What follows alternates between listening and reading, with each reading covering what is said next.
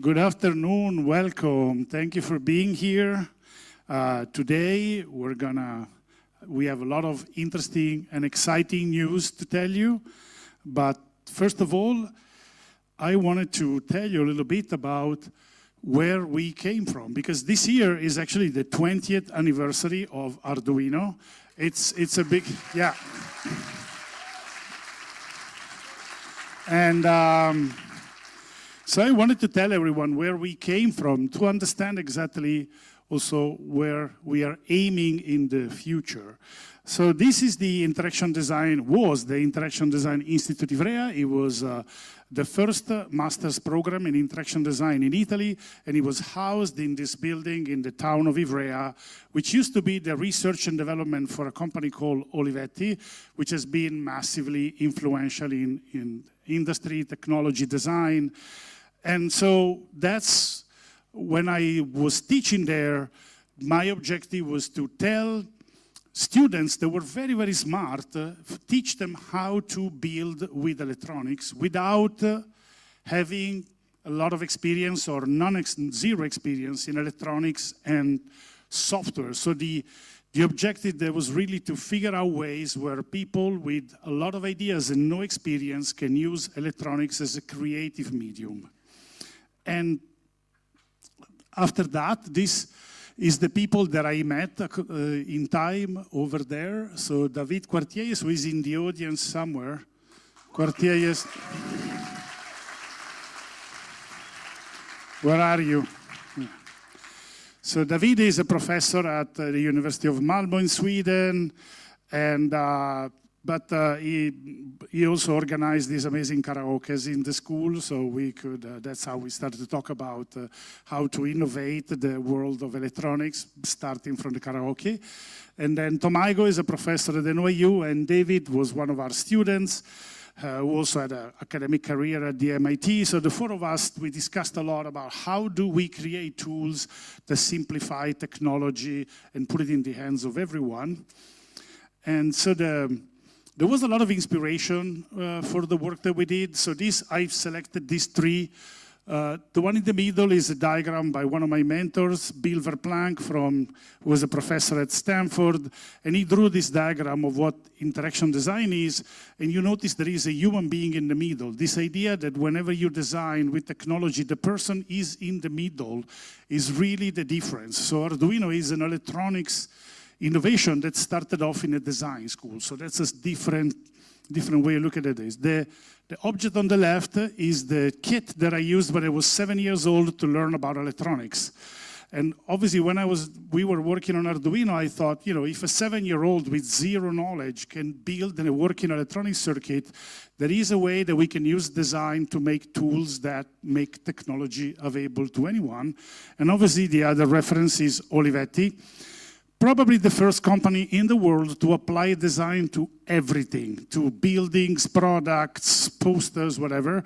Huge inspiration. Also, you know, we were in the town where Olivetti was born, so that was another important inspiration for us.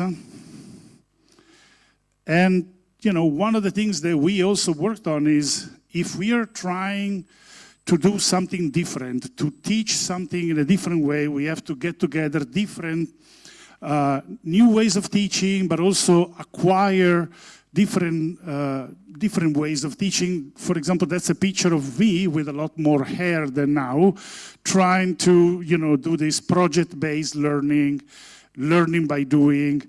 All this innovation, not only in the electronics, but also in the way you teach, gave us, this is going to magically appear, boom, the Arduino Uno, which was the platform where all our effort kind of came together, and it became a tool that has been manufactured in millions of units, that has been used by people all over the world. And I just want to show you a graph. This is the amount of downloads of the Arduino IDE in the last 12 months. The Arduino IDE is the software that somebody would download for free to program their hardware. And you can see the number is incredible. It's 36.7 million downloads in a year. It's more than 3.5 million people just in the US, which means 1% of the population. but it's, as one of my colleagues said, it's one person every 200 in the world probably downloaded the IDE. So it's very clearly one of the most successful software development environments that exist. And but let's talk about a little bit about our strategy and also where we're going in the future. But to do that, let me call on stage my friend Fabio Violante, who is the CEO of Arduino. Incidentally, he's also the guy who said, look, there is this school who is looking for someone who can do hardware. Here's the business card, write to this lady. And that's it, here we are, 20 years later. Perfect. I'll give you the microphone. Oh, you're mic'd up. I have the microphone I'll leave here. you. So hello everyone, it's very exciting to be here with you today in this exciting opportunity. And of course, I joined Arduino not as a co-founder, but I joined in 2017 and took over a big heritage from the founders, trying to develop, still being cohesive with our mission of empowering anyone to innovate by making complex technology simple to use. When I started, I saw a huge community of people using our platform, buying our products, and engaging among each other to develop more software, more creative stuff. And we figured out that there was not a single type of user, but there were many types of user in our community. Of course, education. We are big in education. Arduino has always been in education, but also makers. The entire maker movement started with Arduino. All these crazy little projects you see maker fairs every year and in every place in the world, but also creative people doing home automation projects, robotics, everything is there. But last but not least, a lot of enterprise were using Arduino as a prototyping tool, and they were asking for something that can be used to scale their experience. From there, we developed a strategy, for example, in the pro space, about 4 years ago, to help those customers that were using Arduino and learning Arduino in multiple different ways, from education, from their maker experience in their home projects or even in their companies, to have professional tools. And we created a product line made of 3 main components: intelligent sensing, system of modules, and also finished product. Today, Arduino has a PLC line of products that is used by thousands of industries in the world.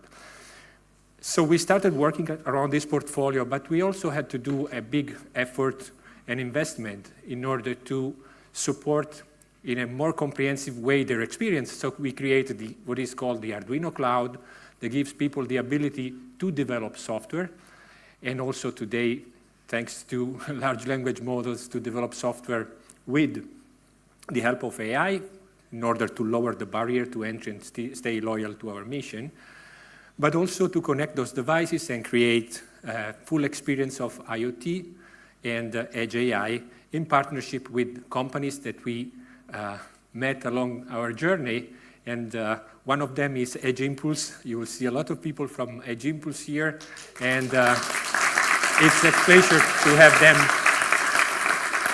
integrated in our platform even before they joined the Qualcomm family. And I think that in order to enable Edge AI use cases, you need to have a solid foundation of hardware. I will not go into the details, but we moved from 8-bit microcontroller from the very beginning, that was a very powerful and is still a very successful family of products from Arduino, to more sophisticated technology based on ARM Cortex architectures, going up to Cortex M4, M7, and even combination of microprocessors and microcontroller. This means a lot of effort from our team that I'm so thankful at all levels, from our R&D team that was able to put together a big picture in a relatively short amount of time. And I think that there is an important event today, and you may wonder if we are calling you here just to talk about the history of Arduino and how intelligent we are, but that's not the case. So I think that today the world is characterized by a lot of new things. On one side, software defines everything. So this is a big quantum leap. So from software-defined radio to software-defined vehicles, buildings, the software is a very important component in our life today. There is a second aspect, that is the fact that more powerful and accessible tools are available today, and programming languages and new paradigms are emerging. And this is very, very important for shaping the future and the strategy of every company. And the common denominator about this revolution is also the rise of AI. AI is becoming a powerful tool in everyday life, but also for embedded devices, for robotics application, for everything that is close where the reality is. And we cannot ignore, because even our users, our makers, our students in our community are really willing to exploit what is possible with AI applied to the physical world. So starting from that, of course, AI is not a simple topic.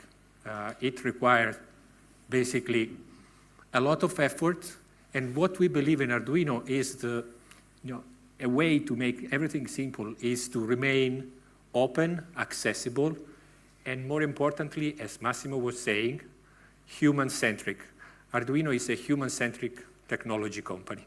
And we are we try to stick very well to this principle in everything we do.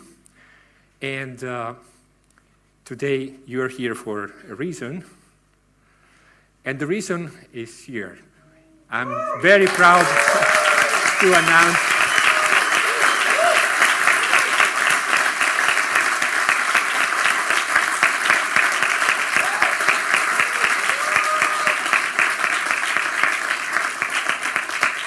that Qualcomm acquires Arduino, and of course, it's a big moment, a very emotional moment for me, because we've been working night and day to make interesting technology.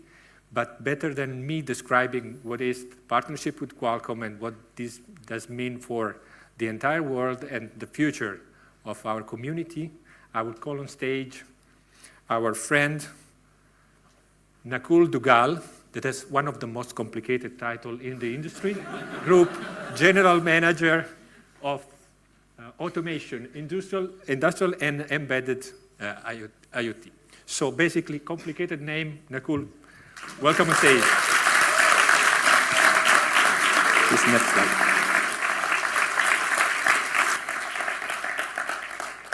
Fabio, thank you. If you want to remember anything about my title, it's the Embedded IoT part. Fabio, Massimo, thank you so much. I think this journey over the last year has been fantastic, and congratulations for all of the success that Arduino has been able to accomplish over the last 20 years.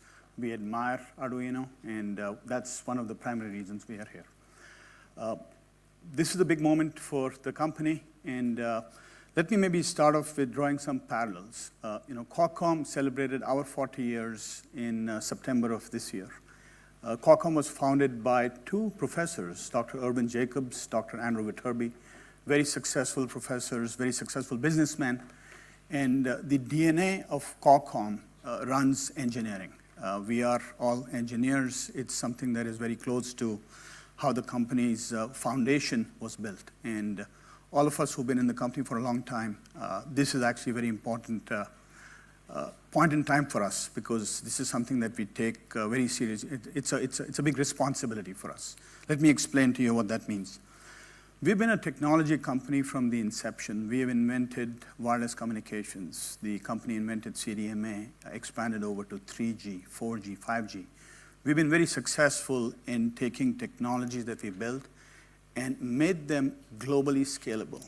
We built entire ecosystems, from handsets to infrastructure to chips, major business programs, scaling this across really every region, every major market, every ecosystem. Over the last 20 years, we've expanded from communications into smartphones. We are one of the world's largest smartphone chip providers. We've expanded into IoT, into automotive, into compute. And what is very clear to us as we look ahead, as Fabio described very well, The world is becoming much more software-centric. Tools are in the hands of smart young people that can program. Programming paradigms are completely changing, and the foundation is AI. AI is going to change the way that the next type of product is built. We see this. This is something that we believe is upon us. It is really happening right now. And over the next 5 to 10 years, we will see a tremendous amount of opportunity in terms of how this world is going to look. And that is going to create the opportunity for a variety of different products to get built. Our job is to make sure that we enable, at scale, the technology, the products, the intellectual capabilities that are needed for every developer to be able to build products at scale. The 33 million developers that Arduino has, the 35 million downloads that are happening every year, that to us shows that there is a tremendous amount of hunger to be able to get access to best-in-class technology, and that is one of the primary reasons why we felt this merger with Arduino was going to be very valuable for both the Arduino ecosystem and for Qualcomm. For the Arduino ecosystem, what does this mean?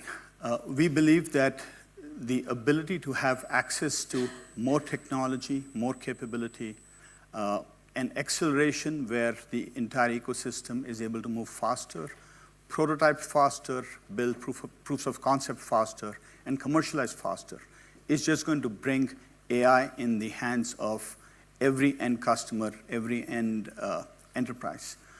For a company like Qualcomm, we want to be able to make sure that our technology touches as many end ecosystems as possible. And we are already seeing the scale at which this ecosystem is able to work. Going forward, for us, what will be very important is to make sure that Arduino remains an open ecosystem. We're going to set Arduino up as an independent subsidiary inside Qualcomm. So we make sure that all of the goodness, all of the community, all of the open source ethos that Arduino has is fully maintained. And this is something that is foundational for us. Could we advance to the next slide, please? And this is something that is foundational to us in terms of how we will approach the way that we work with the Arduino community. We're having some technical trouble. Bear with us.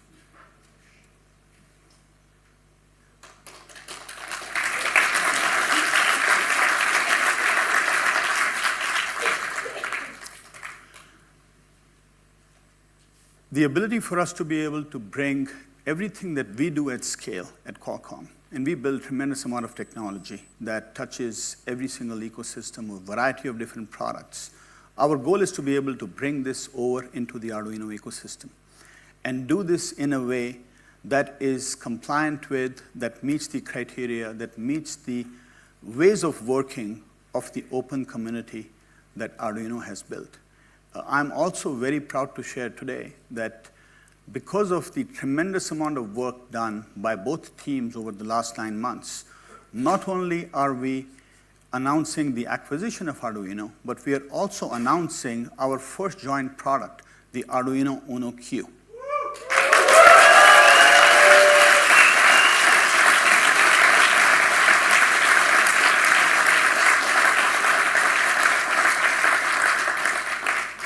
Why was this important? We already understood that for us to be able to walk in your shoes, for us to be able to walk in the shoes of the Arduino community, we have to embrace the way that you work.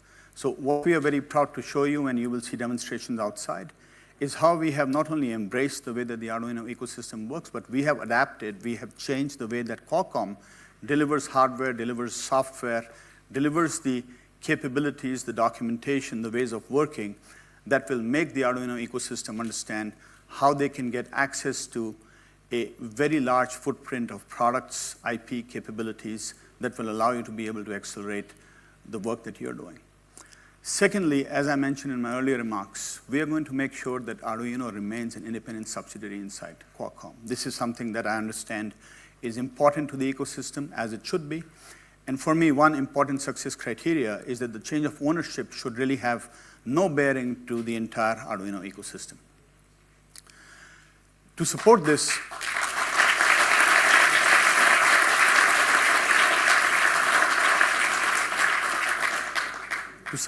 we will continue to support all of the multiple silicon vendors, silicon partners that Arduino works with, and that is one of the primary reasons why Arduino will remain an independent subsidiary. And by the way, this is very consistent with the recent acquisition of Edge Impulse that we did about 6 months ago. Edge Impulse has been a partner to Arduino, and Edge Impulse operates also as an independent subsidiary inside Qualcomm.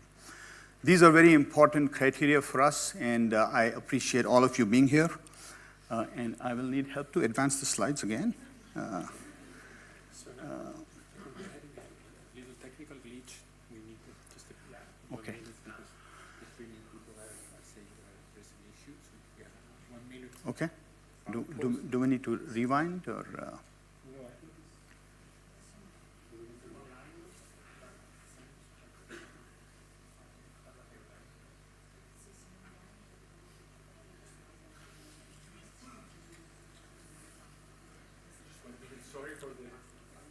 Apologies.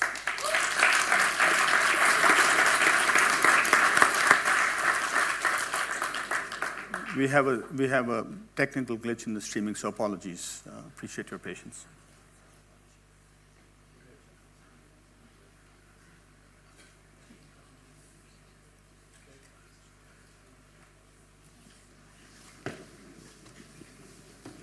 Yeah, we need a couple of minutes to resync the streaming. Don't know exactly what happened, but you see the main problem is that the phone that you're holding is not running on a Qualcomm processor. So I think that is the main problem. We can fix that. So now fixing it, it's going to take a couple of minutes, but maybe one of the things that I wanted to start chatting about is that since this has been quite a long process, and also the two of you that were the two that were more involved in making it happen, it'd be cool to kind of explain a little bit how this thing happened, and because it's a process that lasted more than 9 months. I mean, 9 months is the part that was really kind of working really hard on the deal, but before, you know. Yeah, I think it's a good question. For us, when we started to look at the opportunities in the embedded space about, let's say, 2 years ago, what was very clear was that while there was a lot of processing, a lot of connectivity, the ability for AI to be deployed at the edge democratically was really very early because AI itself was evolving. There was a tremendous amount of change in the market. But ecosystems like Arduino and many others were still not at the point where they could democratically use AI as they had previous technologies. So for us, what was very important was to make sure that we worked with ecosystems, and at some level we embraced ecosystems that would allow us to be able to meet our ambitions.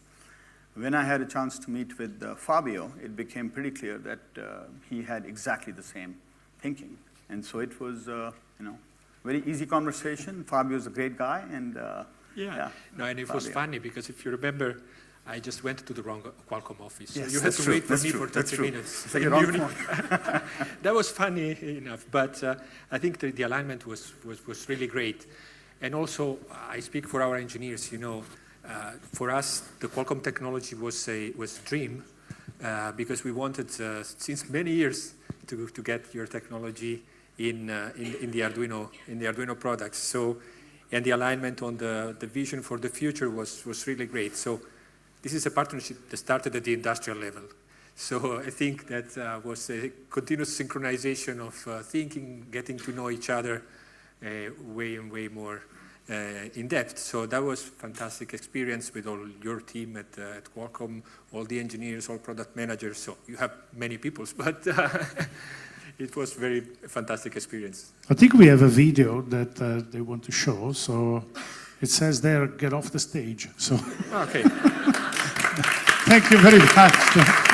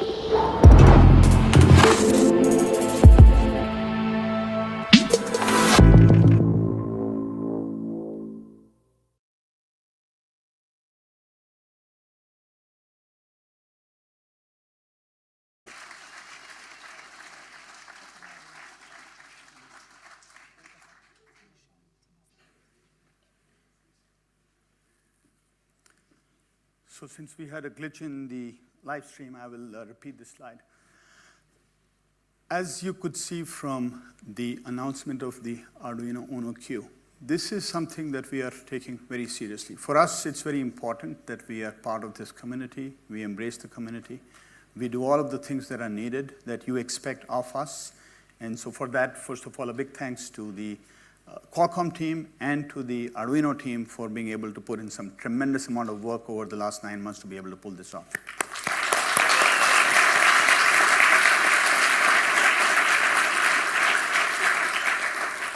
Look, I think for us, the industrial logic for why an acquisition of Arduino makes sense. First of all, we build a tremendous amount of technology across our portfolios. And we wish to make sure that this technology is available in the hands of every developer that is out there. As I mentioned earlier, we believe that there is a tremendous amount of opportunity with Edge AI. The types of products that will be relevant to us in the future, given the scale at which AI is evolving, are not things we can imagine. This isn't something that there is a template for. We believe that these products will be coming through the creativity and the imagination of developers, all of you, and the Arduino community. And so for us, it's very important to make sure that we arm you with all of the capability, all of the accelerators that are needed, such that you can prototype faster, build proofs of concept, and commercialize faster.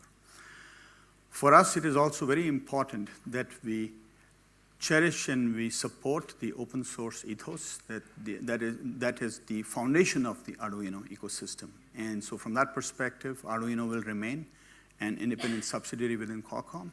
It will continue to support multiple silicon partners as it has. And this is, by the way, no different than what we have done with the recent acquisition of Edge Impulse about 6 months ago. Edge Impulse also has been a partner to Arduino, first of all, but exists as an independent subsidiary supporting multiple silicon partners. So with that, I will turn it over to the product team, to my friend Marcello. And again, thank you very much. We are really excited about what's to come.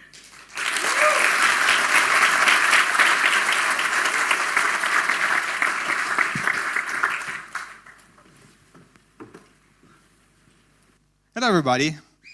Hello. Hello. Hoping that the slide deck is actually following us, which it doesn't seem to work. Huh?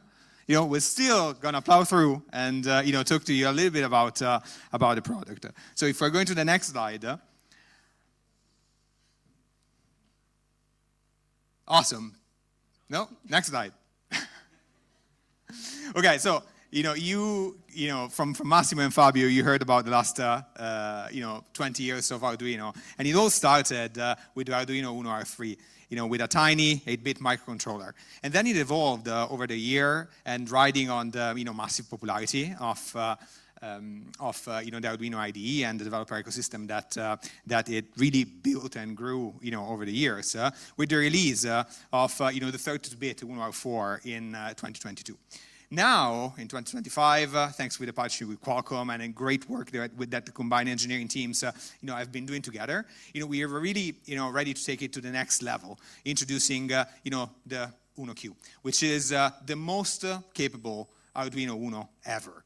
And, this is really, if you're going to the next slide, really thanks to the hybrid design of Arduino Uno Q that combines a Qualcomm Dragonwing QRB2210 microprocessor, going to the next slide, with an ST Microelectronics microcontroller in what we call a dual brain architecture or a hybrid design. At the same time, on the software side, it combines the power of Linux Debian with Arduino Core running on Zephyr OS.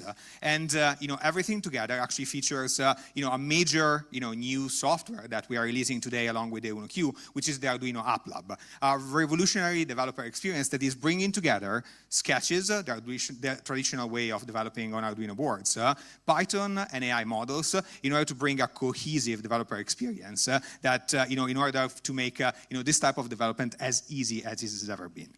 But of course, the Arduino Uno Q is an Arduino Uno, and thanks to the Uno form factor, is compatible with Uno shields and the large ecosystem of shields that there are out there. But at the same time, it also features quick connectors to connect Modulinos, and also in the back, a brand new connectivity and expansion port that we call Arduino Carrier, in order to connect directly to high-speed GPIOs that are accessing directly the Qualcomm chip. We really see the Uno Q as a Swiss Army knife, and more critically, it continues in the tradition of openness that Arduino has really brought through for over the last years. And on the hardware side, we are releasing. If we're going to the previous slide, thank you. No. Yeah, we are talking about. Sorry. Yep, this one. Great, thank you. On the hardware side, we keep our commitment to openness by releasing the layout and the schematics with open source licenses, and also on the software side with brand new Arduino App Lab, along with the examples being released with open licenses. Going to the next slide, I will leave it to Marta to kind of go a little bit more in depth about all the features and characteristics of the Uno Q. Thanks so much, Marcello.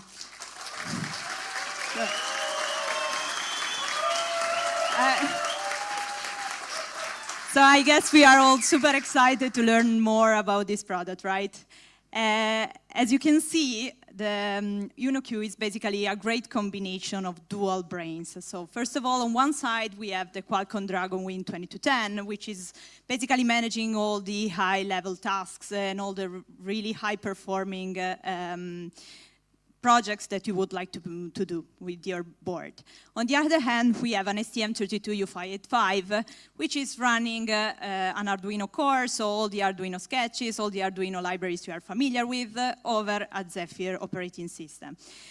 But the good part about it is that you have a dual brain architecture, but it's not complex at all in order to program it, because you get access to an Arduino bridge library, which is basically managing all the complexity to put the two sides of the board into communication. And not only that, for the Uno Q, we provided also this new development experience through the Arduino App Lab. And inside App Lab, you get access to all the capabilities in order to develop Python scripts, if you are familiar with Python, Arduino sketches, and even, of course, AI model, that is the things that are most interesting for all the users at the moment. So if we move to the next slide, please.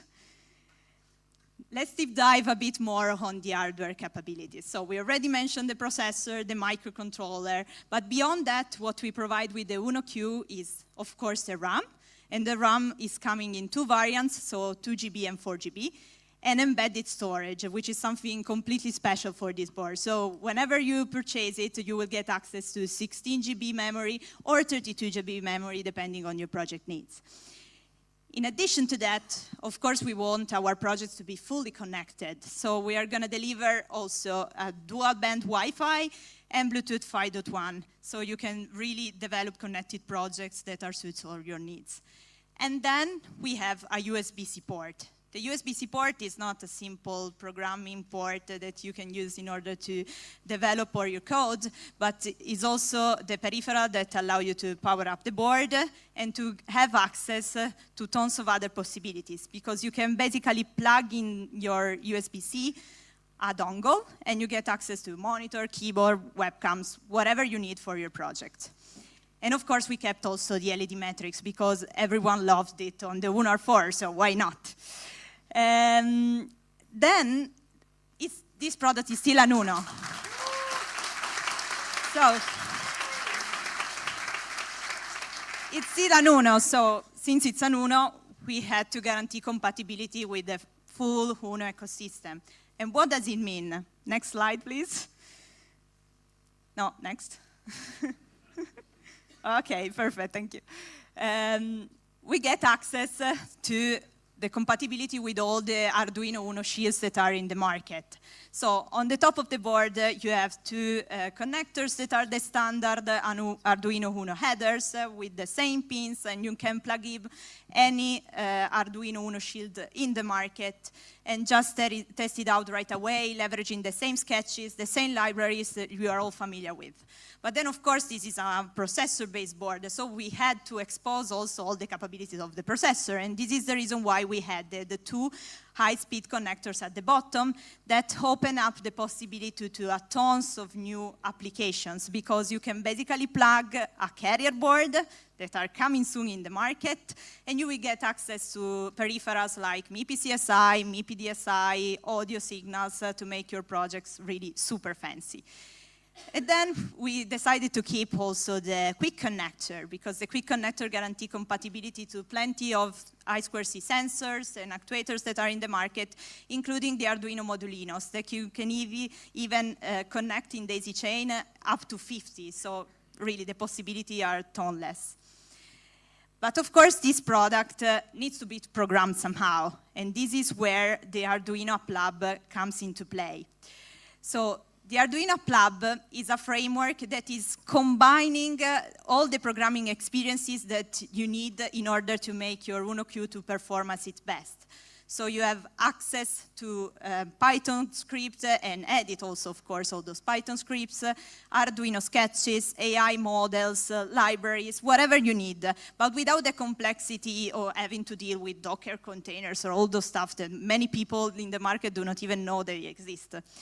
And so, which is the experience that we are expecting on Arduino App Lab? So, first of all, you need to, of course, to start playing.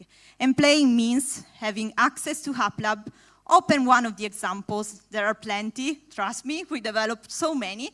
So you can just take one and run it on your board, and it will run right away. So you don't need to write any line of code to do so. Then, of course, you need to start understanding how it works, and you might need to start adding that example. And that means that you can start tinkering. So you take one of those examples, you customize the code, you change some peripherals, you might change the sensors that the example is using, and then you are ready to start learning how the full App Lab works. And the learning experience is not only try and test and trial and error, but basically you get access to tons of documentation embedded inside App Lab or available through the Arduino documentation website, where you can find, tutorial, application notes, all the stuff Arduino is super popular for. And so you can take inspiration and start develop your next project without having all the friction at start. And then, of course, you will become the master of App Lab. And when you are the master of App Lab, means that you are going to be able to develop your app completely from scratch, starting from zero. So you even grab one of the existing code that you have already developed, or you develop something completely new. There are all the tools there in order to do so. But how can you run App Lab? So App Lab, of course, can run on your PC. So you basically download it, and you have access to all the capabilities of App Lab. You can grab your UnoQ, connect it via USB-C, or if you are under the same network, even wirelessly, and you can program your board. But then, of course, this is a PC.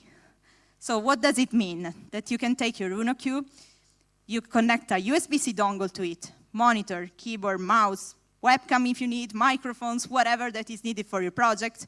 And App Lab will come directly pre-installed in your device. That means that you don't need to do anything. You just switch it on, you run your example, and then you are ready to go. So I really hope you will enjoy it. So Marcello, what do you think about it? We are super excited. So. Absolutely. Is it exciting, guys? Okay, so Arduino UnoQ, we kind of we scratch the surface, and it's really a high performance computing at the reach of the bigger audience that has ever been. And also we are really happy to really bring UnoQ at an incredible price. But we're not quite ready to share the price because first we want to really kind of deep dive on a few key characteristics that makes UnoQ what UnoQ is. And to start with, I actually want to show what is the early results of us putting the UnoQ in the hands of enthusiasts, innovators, professional developers and teachers. And along the next presentation, you will actually see a few examples and some testimonials. And I will actually want to start with two cases in industrial scenarios. The first one is actually a partner of ours that took the UnoQ just a couple of weeks back, and they made a nice PLC out of it, with the UnoQ inside it, and it's a ready-to-be-used product. And they, thanks to the ease of use, both from a hardware and software side of UnoQ, they were able to turn this thing around in just a few days, compared to several months that usually is the development life cycle of this type of products. But before getting to Manny Singh from Qualcomm that will talk to us about the chipset that is really featuring the UnoQ, we want to launch a video, the testimonial of Margherita Ferragatta from IDT Solution that is sharing her experience with using the UnoQ in an industrial environment. Thank you so much. Enjoy it.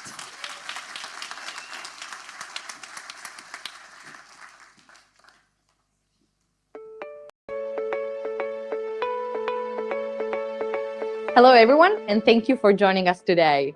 I'm Margherita, I'm CEO at IDT, a benefit corporation based in Turin that was founded in 2016 with a very clear mission. We update standards thinking out of the box.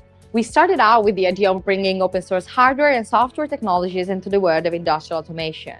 Today, we're a team of 30 people, and we focus on providing end-to-end solutions to our clients with a vendor-neutral open standards approach. We're not tied to anyone's platform, which allows us to build solutions that are more agile, cost-effective, and customer-centric. Our relationship with Arduino goes back years. In 2016, we started out using Arduino products for small industrial applications like Pocoyoke systems, when open-source hardware was still untested for the industry. And I'm proud to say that nowadays, this automation still runs 24/7 in an automotive plant. What you'll see in our demo today is an industrial-ready application, a smart fixture actually, performing quality and presence checks on an automotive interior plastic component. What we missed in this type of fixture that we designed, apart from having a lightweight, stackable application powered by a piece of hardware that could be both reduced in size and costs, was the option to have a simple HMI for the operator and for traceability purposes that could run on the same system without integrating additional hardware, as well as the possibility of using different vision systems and different cameras for quality checks. That's why we needed an operating system, and that's when the UnoQ came in. The robot, with a camera on the wrist, checks the presence and correct positioning of the plastic clips on the component placed and fixed onto the jig. All sensors and actuators are controlled by the UnoQ, which has both the controls program running and the user interface running, with also the machine vision software integration. All of this on the same board. All the electronics are placed on top of the fixture, while the cobot is on the side, and the handles make the system super easy to be moved around. With the UnoQ, Arduino is giving us exactly what we need. Not only indeed it has a microcontroller, but also a microprocessor with an integrated GPU optimized for AI purposes. A simple board to do everything you need on a small automation. For us at IDT, it's not just new hardware, it's a new way to bring open innovation to the factory floor, faster and with fewer compromises. We're proud to stand alongside Arduino in this journey, and we can't wait to see what the community will build next. Thank you.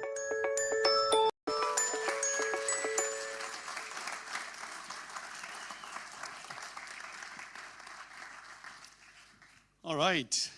Good thing I have only one slide, so we don't need to worry about skipping.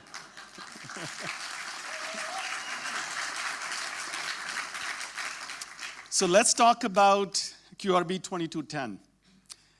QRB 2210 is our entry-level SoC that is purpose-built for developers building intelligent, smart, connected edge devices. It brings together low-power, heterogeneous compute, integrated connectivity, and all the ability to run AI workloads, all in a compact and cost-effective package. What makes QRB 2210 is special is that it's not just for prototyping. This is a production-grade silicon with long-term availability, giving developers a clear path to go from idea to deployment. Under the hood, QRB 2210 has a quad-core CPU up to 2 gigahertz that gives you enough headroom to run vision-based navigation, for example, control loops, and connectivity workload, all simultaneously without any bottlenecks. It also includes a 3D graphics accelerator that allows you to build rich UI experiences with OpenGLES and run parallel compute workloads with OpenCL.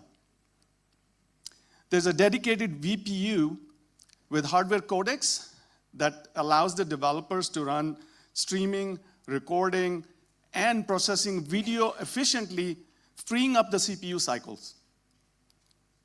It has a low-power DSP that allows you to run audio and voice processing even when the processor is asleep. You get a dual ISP. This is for stereo vision and advanced perception, and a DSI display support that allows you to seamlessly integrate with screens. And all of this is in 1 watt of power envelope. 1 watt.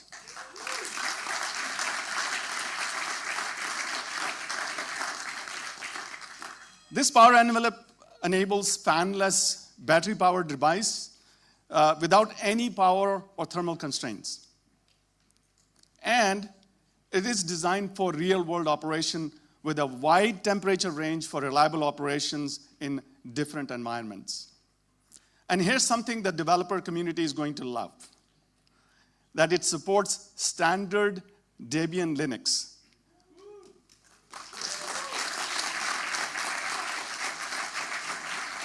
This is first for Qualcomm, so a huge evolution in how we will serve the developer community going forward. So standard Debian Linux that is stable, open, and is community maintained. Now the QRB 2210, it also provides seamless connectivity that is power and performance optimized. And finally, it runs all sorts of AI workloads from vision to audio to time series with light RT on CPU and GPU without needing an external accelerator. So that's huge. So in summary, QRB 2010 is a small but a mighty SoC that enables developers to build connected, intelligent, and production-ready devices, and with the openness and flexibility of Linux. And we cannot wait to see what you will build next with Uno Q. At this point of time, I want to invite Loic on the stage to talk about Linux enablement. Loic.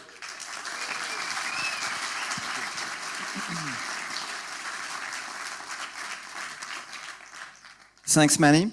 So from hardware to software, I'll talk a little bit about software. So, hi everyone, I'm Loic. I'm part of the open source engineering at Qualcomm. My team is not here this week, they're traveling, but I know they're watching. So my team is lots of upstream maintainers contributing to Linux, Mesa, U-Boot, lots of upstream open source projects. And they were extremely excited to join forces with Arduino in this project. The Arduino engineering team is simply amazing. They truly get open source, they understand community, and it was a real pleasure to work with them.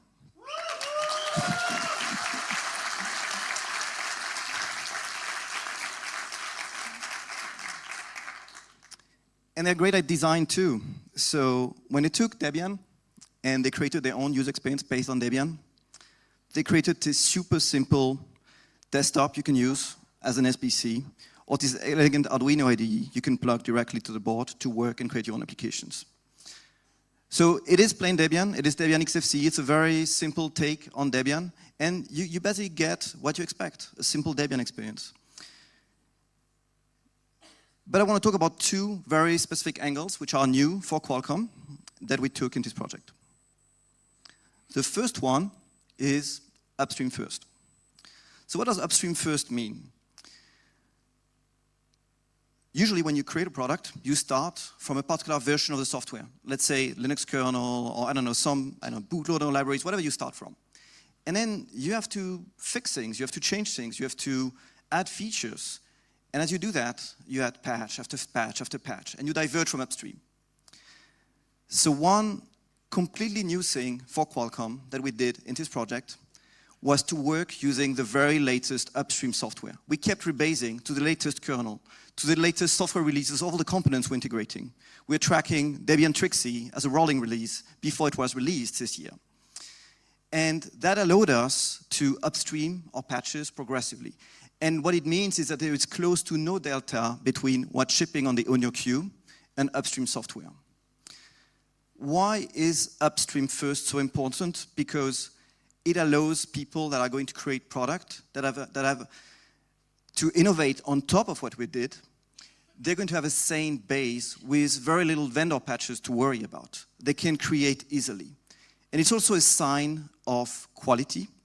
Getting the patches accepted upstream means that you're actually passing the reviews, that you're raising the bar of your software to be acceptable upstream. And it's also a proof of long-term availability, of sustainability of the software. The next kernel, the next version of Mesa, the next version of the bootloader, of like any of the user space software you're using, will still support your hardware. And that's really, really important for people building product, for people creating software and hardware, so that they can trust that they can build a long-term solution based on this board. The other kind of like unique thing, both for Qualcomm and for Arduino, was the choice of Debian. So why Debian? This is the first board you can get with Debian preloaded, both from Arduino and from Qualcomm. I'm really excited about Debian shipping on this hardware. But why Debian, right? Like Qualcomm is excellent at delivering Android. Qualcomm is doing Yocto in Qualcomm Linux for years now. So why ship Debian? Why this kind of like new operating system? Well, Debian is a very respected operating system. Arduino is 20 years. Qualcomm is 40 years. Debian is 32 years. It's really a big longevity for a Linux operating system in these years. But what Debian brings, it's not just like 30,000 packages. It's not just like, apt install like any software and you can do whatever you want. What Debian brings is really this developer comfort that people expect. And here I'm taking like a random data point. Some people might say the Eclipse IoT survey is maybe a little bit biased towards like people using Raspberry Pi or something. But if you look at what people are running, yes, they are using Yocto, but actually the top 3 operating systems that people decide that they want to work with are Debian, Ubuntu, and Raspbian. So all deb-based operating systems. And so we want to tap into the finger reflexes of these developers and allow them to use the environment that they're most comfortable with to create their own product. So when you go to production, you might actually switch to Yocto. You might use Foundries to do OTA. You might manage the updates through like a nice SaaS from Qualcomm to maintain your developer fleet or your production fleet of devices. But during development, you're most likely to use Debian. And the fact that we've upstreamed all the software and that Debian is possible is proof that any Linux is possible. If Debian is possible, so is any other Linux distro. And I can't wait to see what the community will build in terms of Linux distros on this board. Thanks.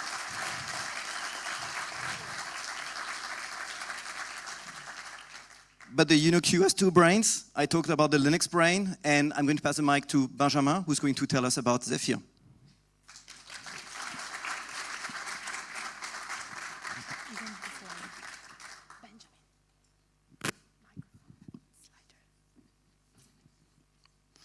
All right, Uno Q being dual brain. So we're going to focus on the microcontroller side of the Uno Q. I'm Benjamin Cabé from the Zephyr project.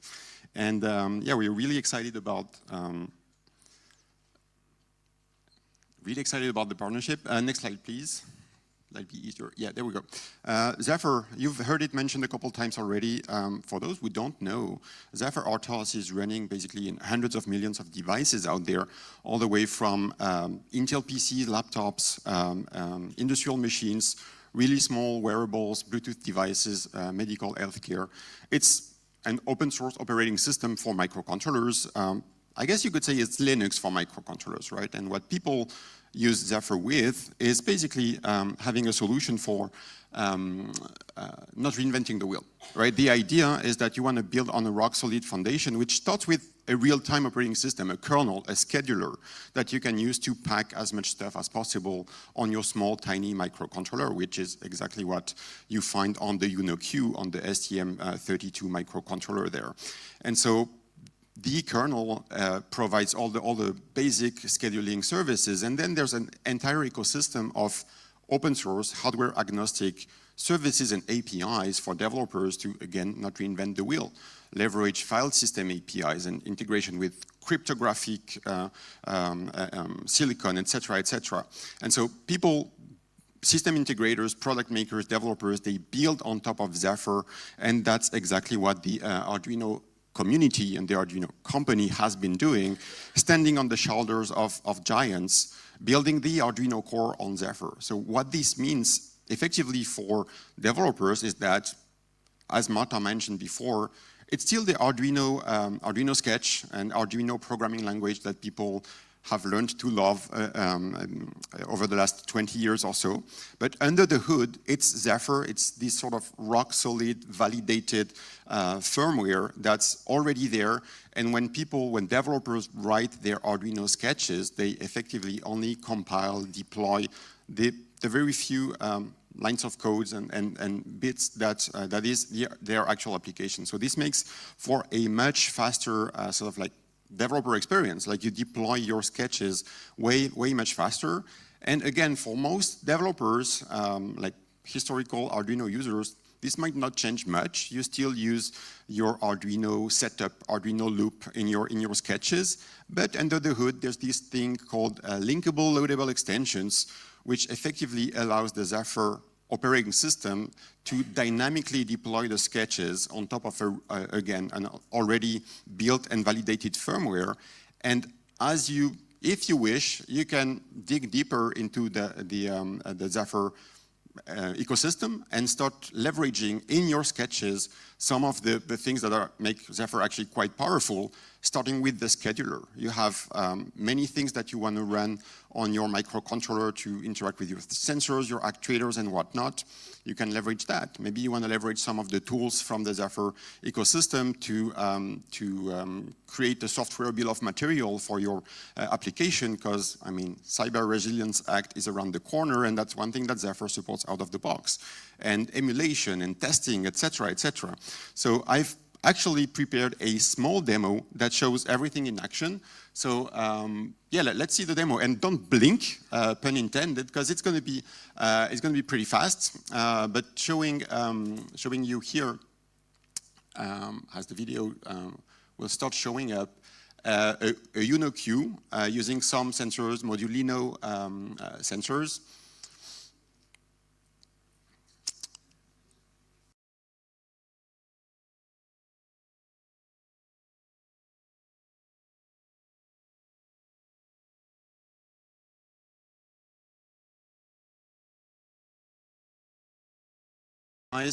You can see the LEDs turning red because something bad is happening. And so that's running on the MCU, but then, like Marta mentioned, on the microprocessor using Python, I could easily put together a GUI, a website that pulls the data from the sensors, visualize them in real time, and in fact, I went slightly further and actually used some of the Zephyr APIs to dig into all the processes that run on the board. And you can see that it's more than just my distance proximity detection thingy. There's also a bunch of other things. And whenever an alert is detected, the microcontroller, gets really busy and runs this critical task. In fact, it can actually run this critical task all the meanwhile I'm deploying a new application on the device. And you can see here we are doing from think to blink and back to blink. This went really fast, but basically right from the microprocessor brain, I did deploy a new application. One could say a container that's running alongside what I already had, and this is all made possible by Zephyr RTOS and all made possible by everything that came before it, like the Arduino philosophy and Arduino way of life, Arduino IDE, and also Arduino App Lab, which I've been using for this demo, and I think we're going to hear a bit more about it just now. So really excited to see what you guys will build with it.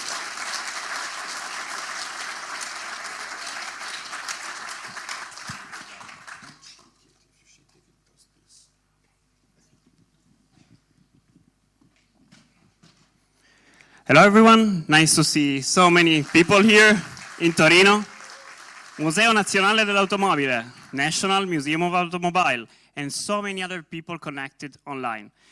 So, in addition to the quality hardware that Arduino designs, manufactures, supports, and distributes globally, we provide many tools for our community. Among those, there is the Arduino IDE, where many of us began. Developers around the world just love it for its simplicity, open source spirit, and massive ecosystem of integrated libraries. It's where countless ideas started, from a simple LED blinking to some of the most inspiring projects of the last 2 decades. But technology never stands still. New tools require new challenges, require new tools, like switching slides, apparently. And so while the IDE remains the go-to solution for microcontroller programming, today we're making a giant leap forward. Arduino App Lab brings microcontroller, Linux, and AI together into one unified environment. It's designed for beginners, creators, professionals alike, and with App Lab, going from a simple sketch to advanced AI applications has never been easier. Thank you.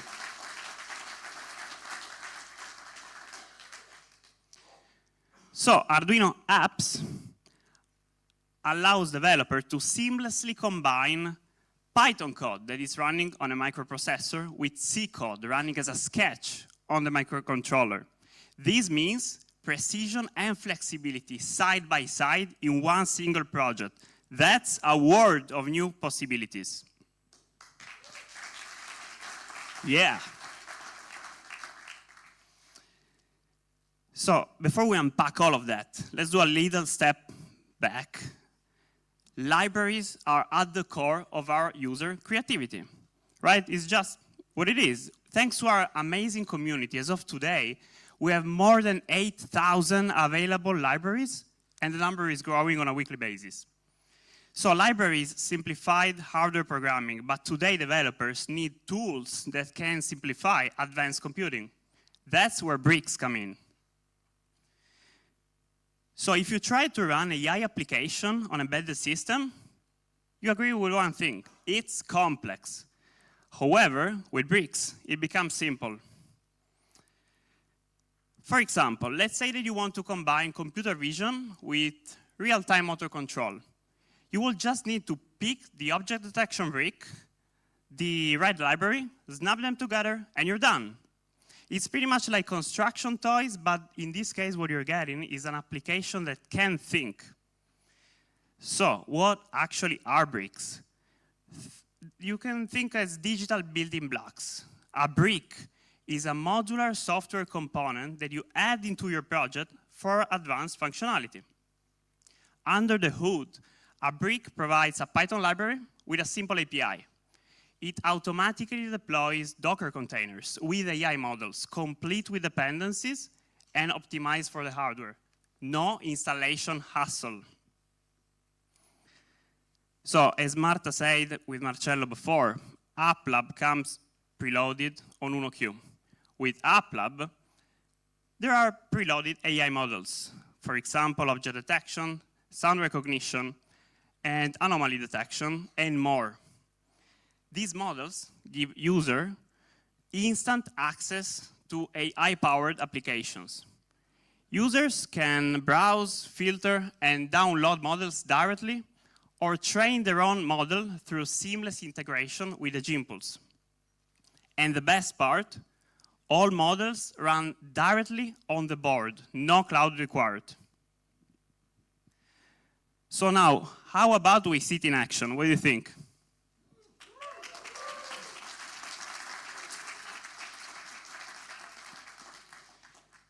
We selected inventors, educators, creators, makers, just a few, and we gave them some Uno cues. They came up with the craziest idea. So the first one that I want to invite on stage is someone very passionate about robotics, YouTube, of course, with 1.3+ million followers, and Star Wars.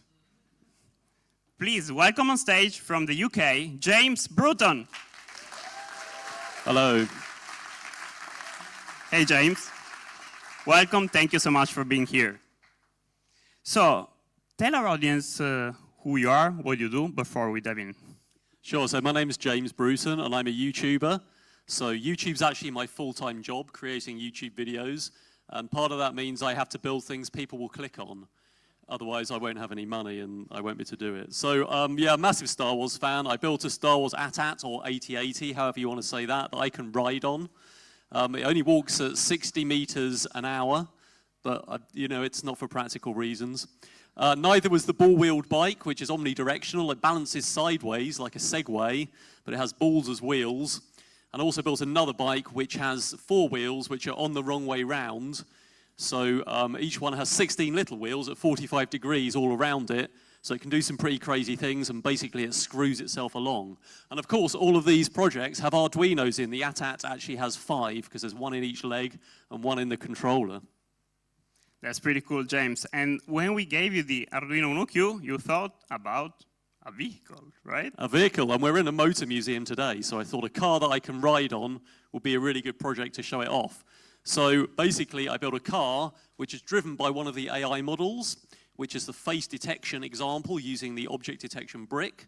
So I'm really much more comfortable with the Arduino code than I am on Linux and Python and AI stuff. But it's really easy to just bring that brick in, bring the example in, and then get the code, or the variable in my Arduino code for the face detection bounding box, essentially. So just like an analog joystick, I've got a variable for moving left and right, and I've also got one for how big it is. So I had to filter out some of the background people if it does multiple detections. So if there's people in the background, we need to get rid of them if they're too small. So I did that just with an Arduino if statement that says if they're smaller than 100 pixels, ignore them. So that sort of processing is really easy to do. And all the familiar libraries are there in App Lab. So I use the servo library to drive the electronic speed controllers for the back wheels. And I'm also reading an analog pot on the steering column, and then using the PID library that already exists to close the loop and drive analog right to some motor drivers that drive 2 motors that control the electric steering. So basically, that was just Arduino code to me, something I do all the time, but driven by the face tracking AI model. That's super cool. Thank you, James.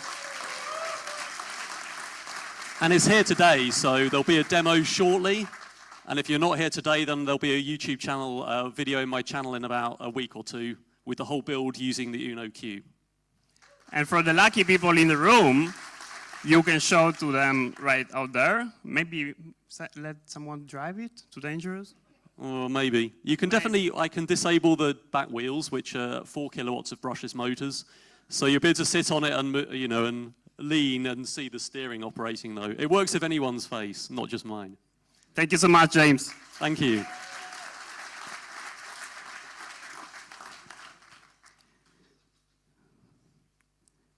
So, as you all know, at Arduino, we believe in learning by doing.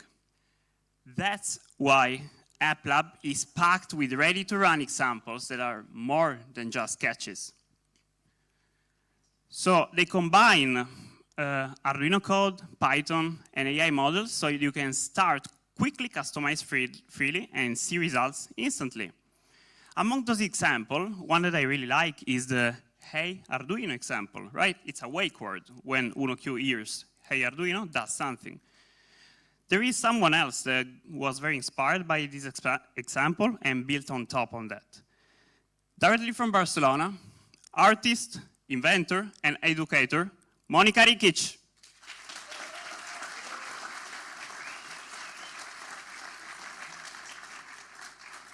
Ciao, Mónica. Welcome. Thank you for being with us.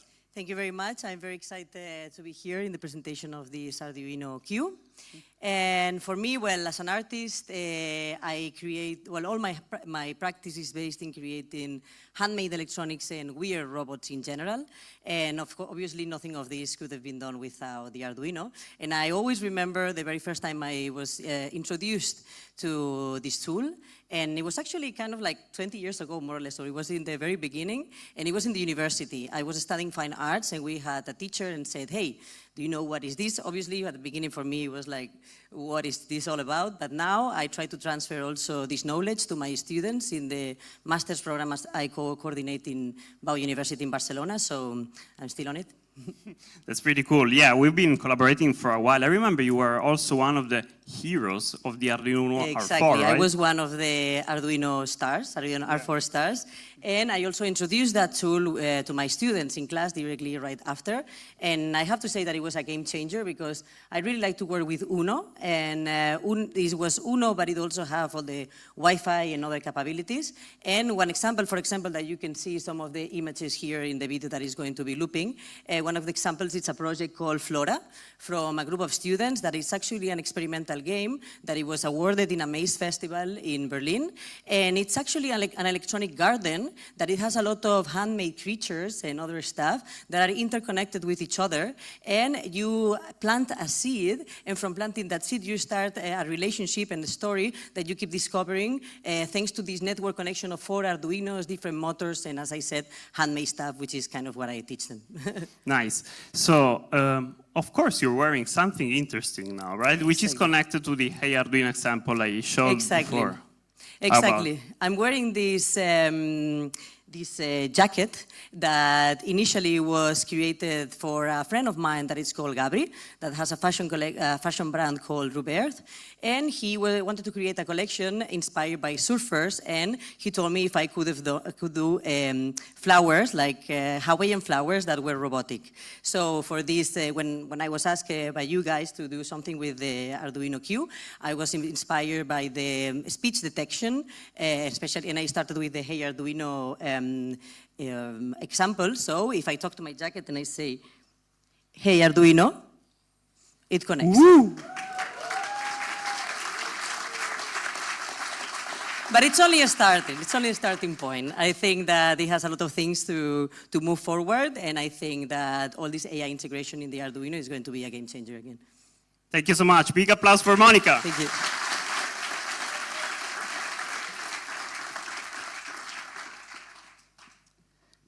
Okay, now, so from art to home automation, one of the biggest hobbies and passion of our huge community.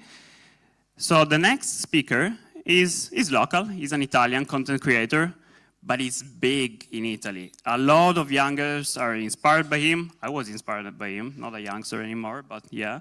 So he has a channel that's called Overvolt. And they started with 3D printing. He owns a plane. He's a very creative person, so I'm gonna let him invite on stage and tell you everything about it. Marco Romboli from Overvolt. Hi. Thanks for having me. Absolutely, thank you for being here. So Marco, tell them who you are, what you do, please. So, I'm Marco. I'm a full-time creator and a YouTuber in Italian. I actually started with a drone, not really 3D printing. And I started with an Arduino 11 years ago. Me and a friend of mine decided to build a drone. And the drones were not a thing back then. Nobody knew about drones, but it was just a more stable helicopter for us.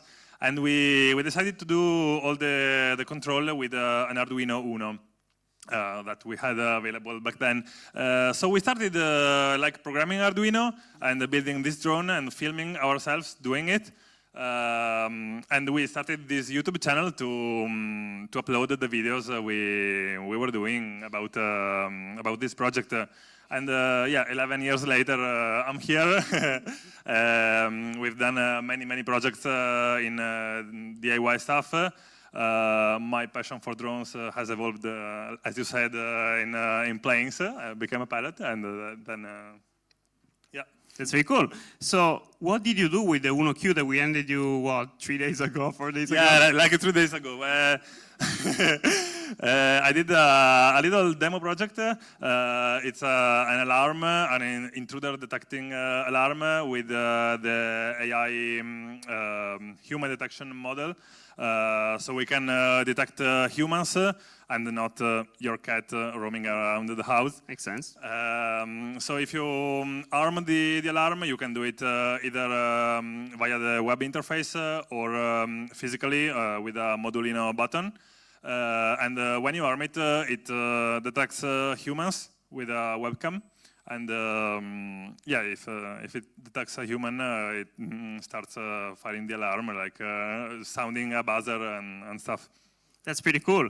And of course, again, you can check it out outside, but we will do some content maybe also for the people who couldn't make it in Torino, right? Sure, sure, sure. So I'm interested in your developer experience using AppLab and UnoQ. So how was it? It was very easy to just drag blocks and build on these bricks, and yeah, the experience is cool. It's cool also to have one unique thing one unique place to program both in Python and in the Arduino C, and everything in one place. Thank you so much, Marco. Big applause for Overvolt. Thank you.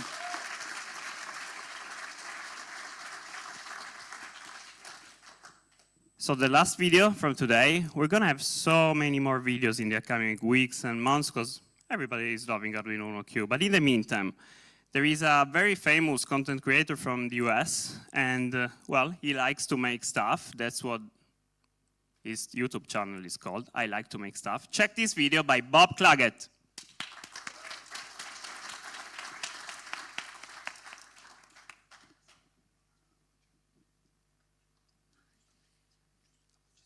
Hi, I like to make stuff. On YouTube, I build all sorts of stuff, from furniture to droids. I work on cars, really whatever's interesting on any given day. And today, I'm working on a tool checkout system for my shop. When people borrow tools, it's really easy to forget who took them and when they took them, so I'm trying to keep track of that in a database. To do that, I'm adding RFID stickers to my tools and then reading them with an RFID reader. That goes to the database and checks them in or out, but that doesn't actually tell me who took the tool. So taking advantage of the Arduino Uno Q, I'm also taking a picture of the person holding the tool and then emailing that picture to myself. Now all this stuff happens on the Uno Q because of its dual architecture. On this single board, I can read sensors, I can work on databases, I can take pictures, I can send emails. This thing is the best Arduino ever. Now, of course, I'm only about halfway done with this project. I still have a lot of work to do, but I'm looking forward to sharing it with you when it's finished.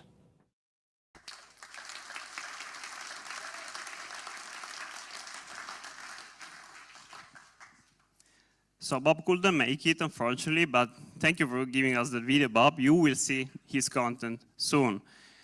So, you know, Arduino DNA is all about user experience. And so how do we continue to lower the barriers to technology for everyone? With AppLab, we've designed a clear user journey consistently with Arduino DNA. First, you begin by playing with the pre-made examples, ready to use, and you get inspired by them. Then you move to the tinker phase. You start tweaking, customizing them, making them your own. Then you can approach learning through the guided material that's available directly on AppLab. Last, you'll master it by creating your own application from scratch and training your own model, your own AI model, on Edge Impulse. Now, to show how model training works seamlessly in this journey, I'll now hand it over to Alessandro. Thank you.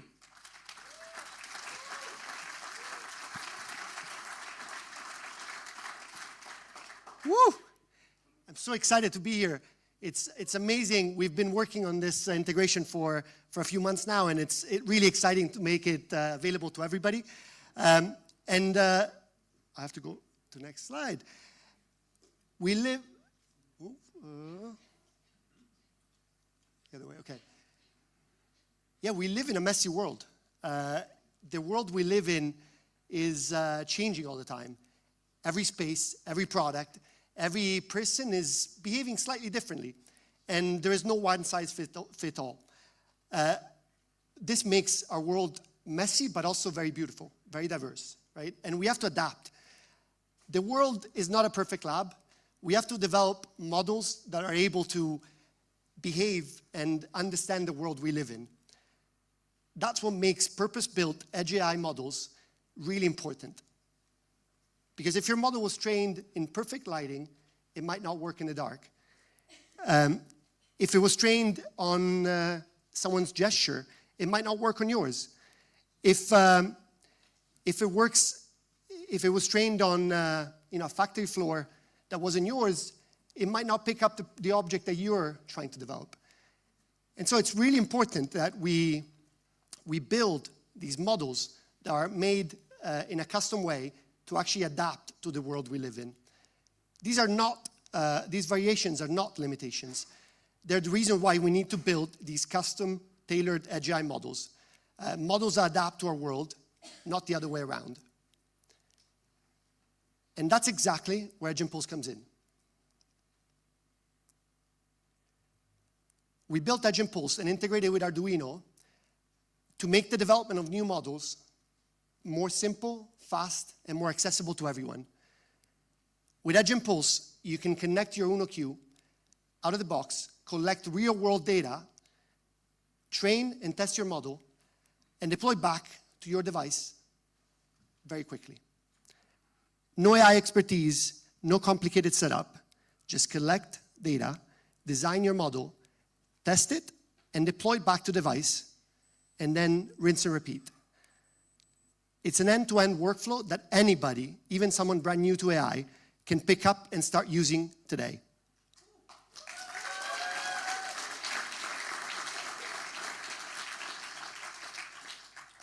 And now let's see it in action. I wanted to show you a simple example of a face detection example to show the simplicity of how to go from data collection to model deployment. First of all, we connect the board to Edge Impulse Studio through the Edge Impulse Linux CLI. Once the board connects, we see it live in Edge Impulse Studio. We then go to data acquisition and start collecting data. We just did this a few minutes ago of me on stage, and you see the data coming in. And then we label it. We label it using Edge Impulse AI labeling. This is a quick and easy way to do labeling of batches of data using Gemini. And now we build an Impulse, a full AI pipeline using YOLO Pro, and we train the model. In this case, we used the YOLO Pro Nano. And then we download the model on the board using the Edge Impulse Linux runner. And you start seeing the detections coming in.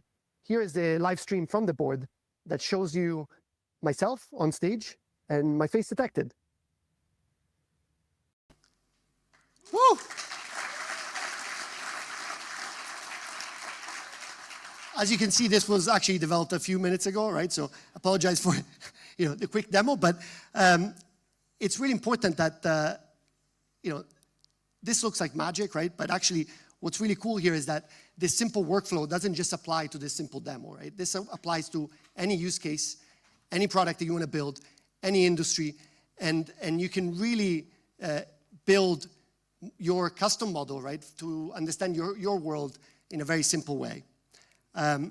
You can use Edge Impulse with any modality, video, audio, or sensors, to solve real problems on the edge using your Uno Q today. In wearables, AI models are running directly on the device, for example, and they can detect health signals or recognize user movement, all privately on device. In automotive, Edge Vision and audio models can monitor driver focus or detect unusual mechanical sounds instantly, even when offline. And in industrial settings, cameras and vibrations can be detected to detect defects on production lines. Different modalities, different industries, different use cases, but the same simple process to collect your data, train your model, and deploy it back to your device. That's the power of Edge Impulse and Arduino, enabling intelligence everywhere, from the tiniest wearable to the largest factory floor. And everything you just seen is live today, and you can go access it from App Lab or Edge Impulse and start building your own model right now. Because the best AI model isn't the one trained in someone else's lab, it's the one trained on your data for your specific use case. Thank you.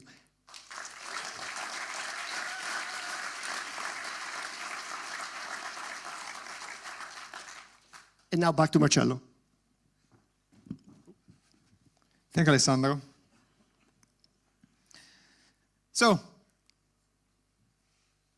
UnoQ, exciting, right? You know, I have to admit that even I, after kind of seeing UnoQ starting on the whiteboard and then becoming real, through the prototypes and the beta software, I'm amazed of seeing coming everything together today in the presentation and the demos.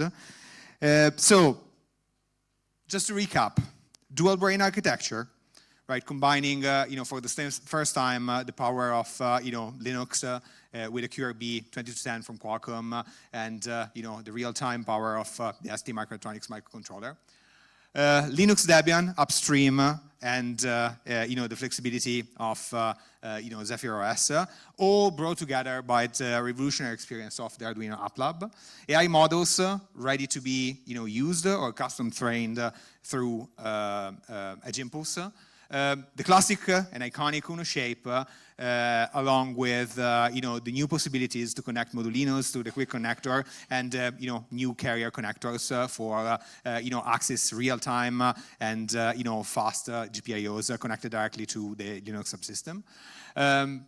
Connectivity that is built in with the Wi-Fi and Bluetooth as standard in every board, and of course, right, open source licenses for hardware and software to give the maximum freedom to build for every developer out there. So, what about UnoQ? UnoQ is going to be available in two different versions: an entry level with 2 GB of RAM and 16 GB of storage. That is going to be available to order today. And ready.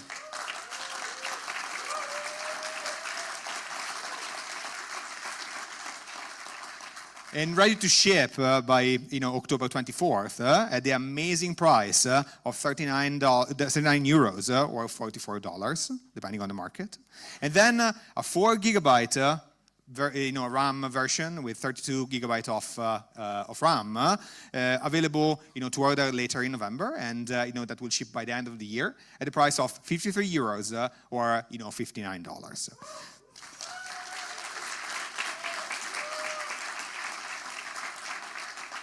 Amazing, right?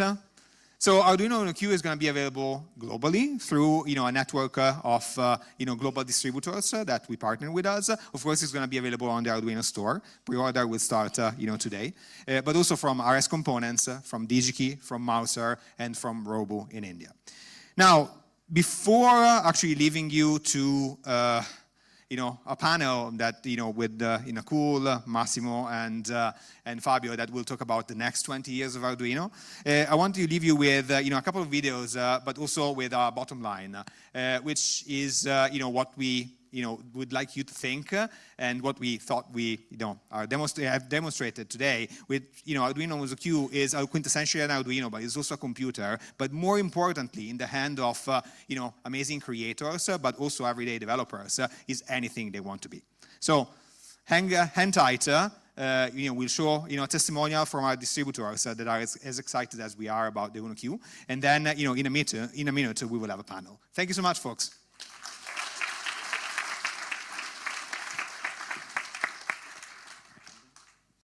My name is Dave Doherty. I'm the CEO of DigiKey, and I'd like to congratulate the folks at Qualcomm and Arduino on their announced partnership in which Arduino is now part of the Qualcomm group.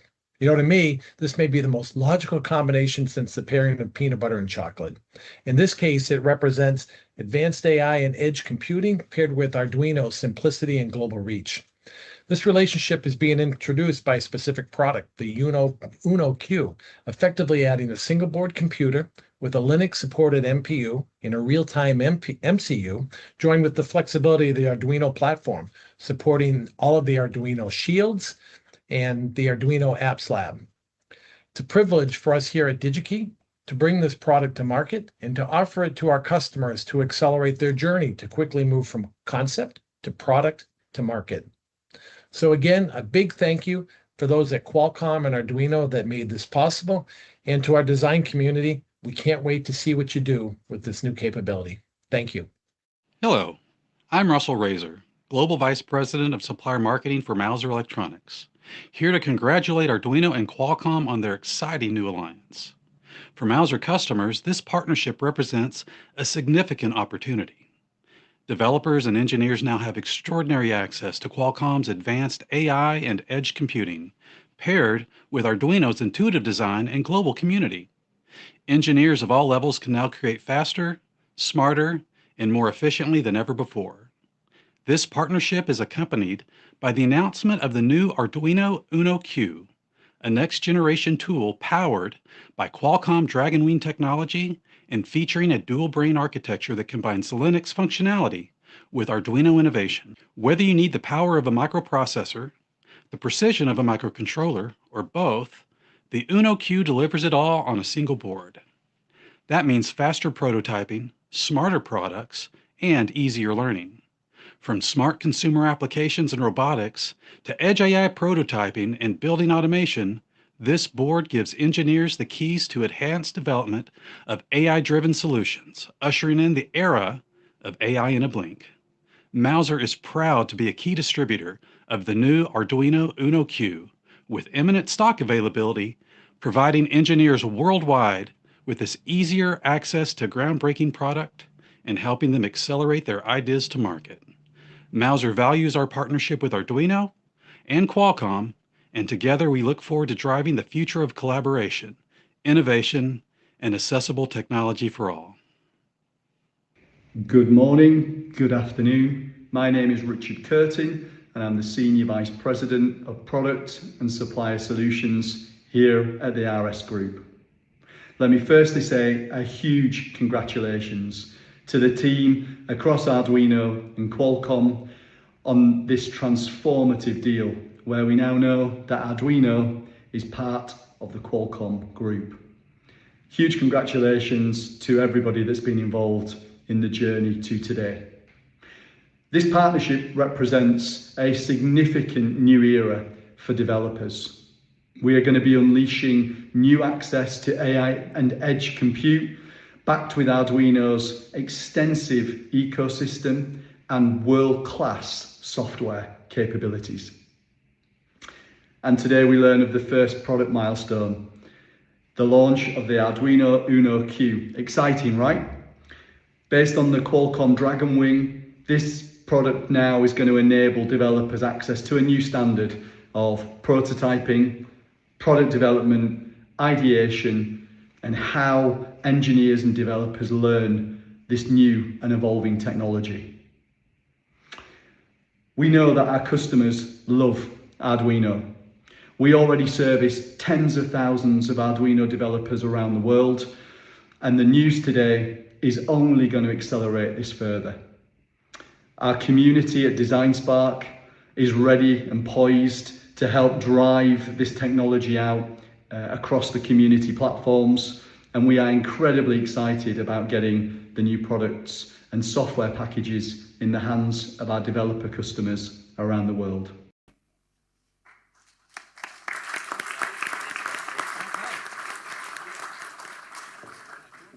He's just wished me luck.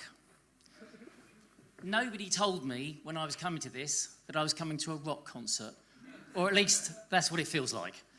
So, welcome to our rock stars. Come on, team.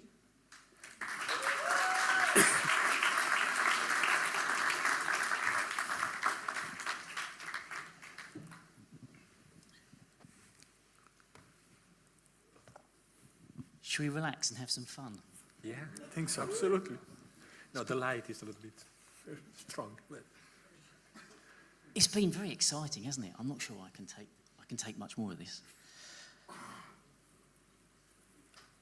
We've been hearing all about Arduino. We've been hearing all about, I think, two very important words to these people out here. heritage and responsibility. That's what's most important to them out there, because they've been believing in you for over 20 years.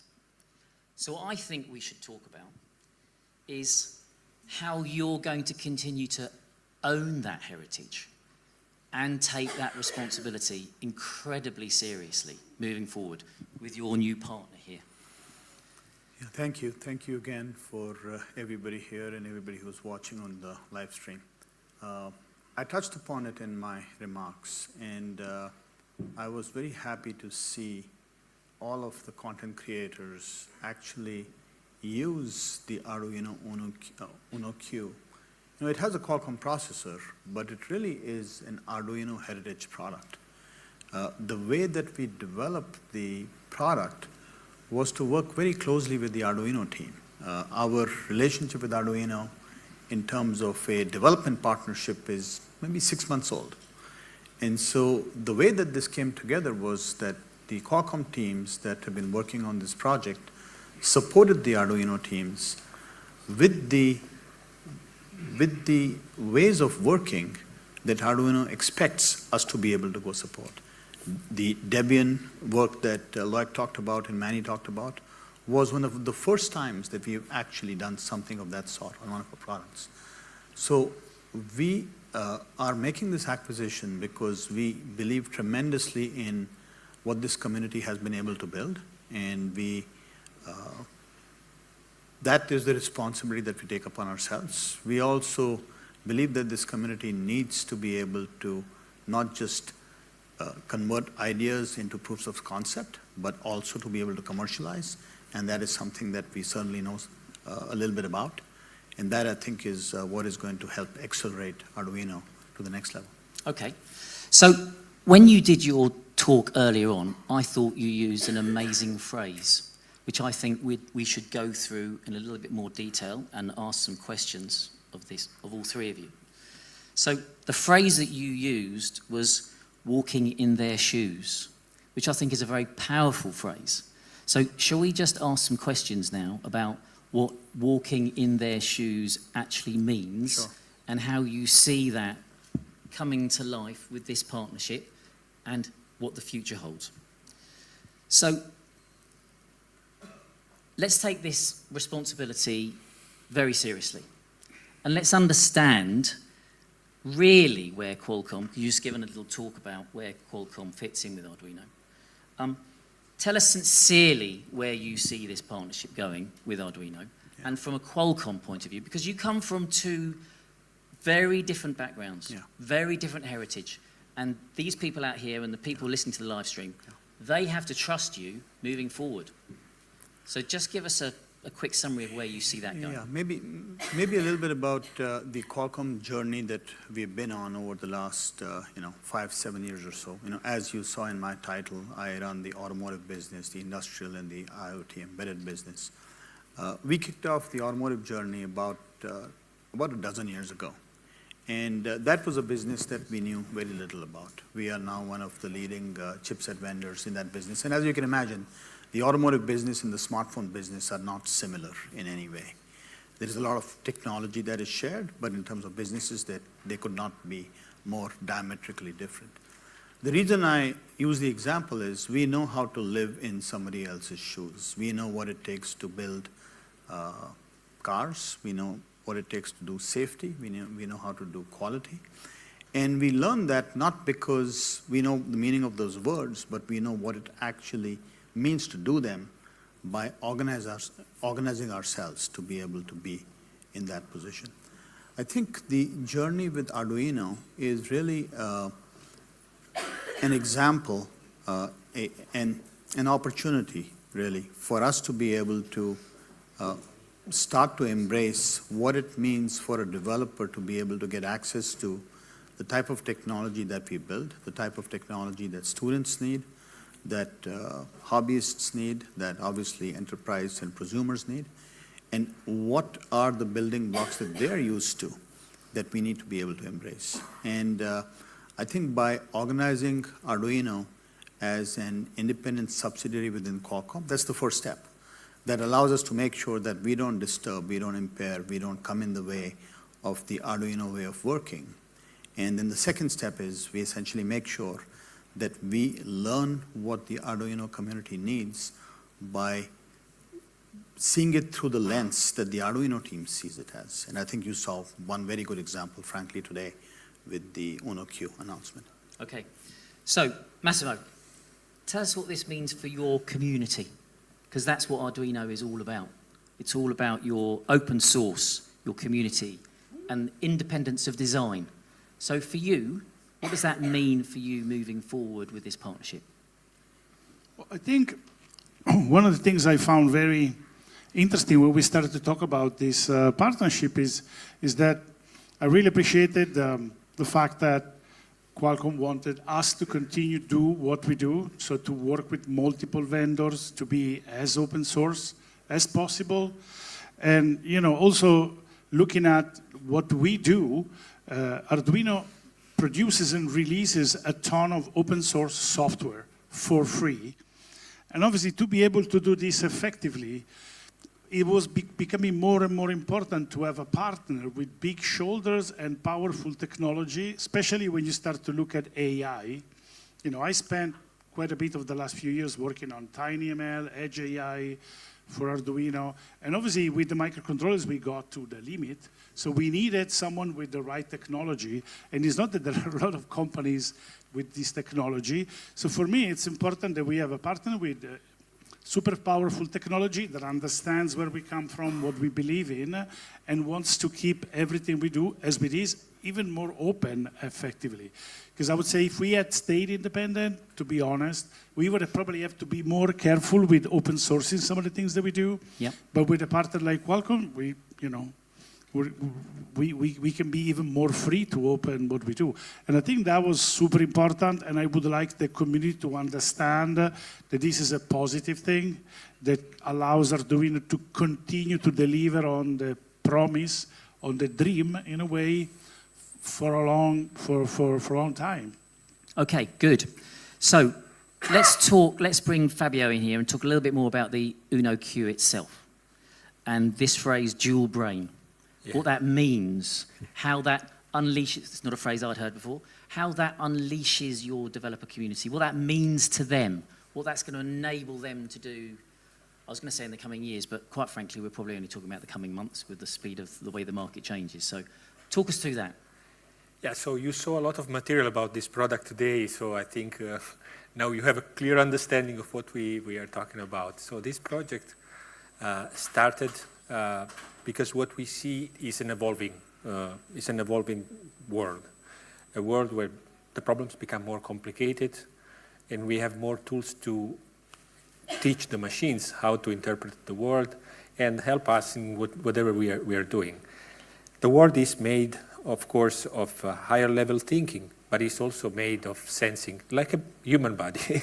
Yep. So we have all sorts of sensors in our body, and Arduino is great for sensing the world with all the interfacing with all the different millions. So I think Stefano was mentioning thousands of library. So whatever sensors all the sensors company come up with, there is already an Arduino library that either the vendor make or the community makes. So this is a part that is important from Arduino, and also the actuation. You saw, self-balancing motorcycle. So James, I think, made some example that may seem simple, but besides 3D printing a ton of plastic with filament, that is quite an impressive, achievement. But all the device that he was showing are self-balancing stuff that require real-time control, etc. So this board is basically the combination of the two things. So it's the sensing and actuation capabilities and real-time interfacing with the physical world, and also a powerful ability to abstract this information, create models in a simple way, and combine all together.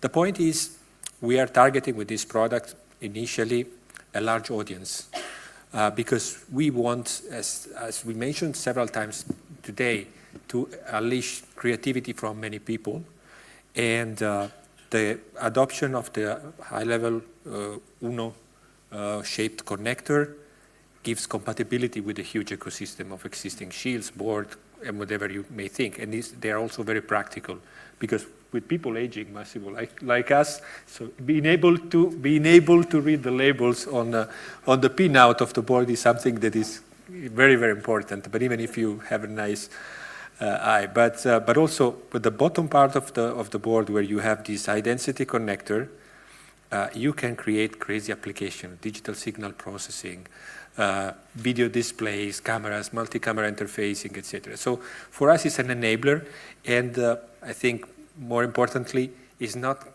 something that we will do entirely at Arduino. So this is something where we expect all the community, all the distributors that make these nice videos, they have a lot of creative capabilities. So they will build an ecosystem of accessory around this product. So in a nutshell, I think the idea was to do a quantum leap compared where we are today that is still rooted in problems that our makers and surrounding us in our community are asking for. So they did this with 3, 4, 5 products stitched together with wires going from one place to the other. Think about a robot. Now, in a concise manner, you have a single device. Prior to that, you had to hook 3 or 4 things together. So that's the philosophy of the product, accessibility, and the software. You saw a lot of software. The software, again, is never enough. Yeah. So it's a lot of work.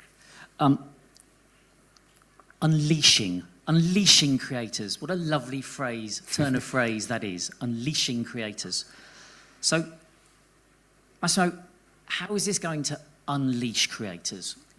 Express what that means. Well, see, I think one of the missions of Arduino at the beginning was really to enable anyone to innovate by taking complex technologies and make them simple to understand. And I think this is a formula that Arduino has applied to different technologies across its history. So right now, we saw a lot of cool examples of deploying machine learning models on the edge with a couple of clicks.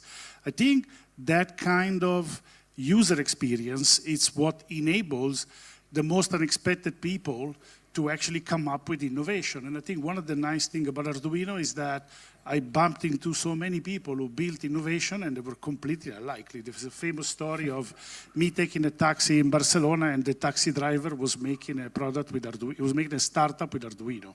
So, if you think about it, that's to me the power of unleashing the creativity is really to take the people who you wouldn't imagine as an inventor, give them the tool, and the tools now are AI tools. And so here we are. We can do AI with a click. Imagine the kind of stuff people would be able to do. Okay, so let's talk about those tools, because a lot of what came out of what you talked about in the last couple of hours has been talking about software and how software plays a role and how it's so important. So Arduino is famous for its IDE, and it's now launching your app lab.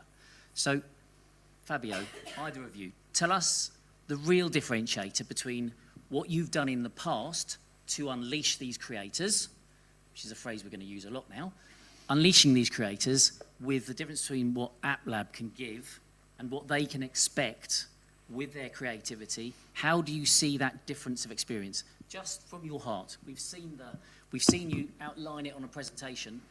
This comes from the soul. Everything from Arduino comes from the soul.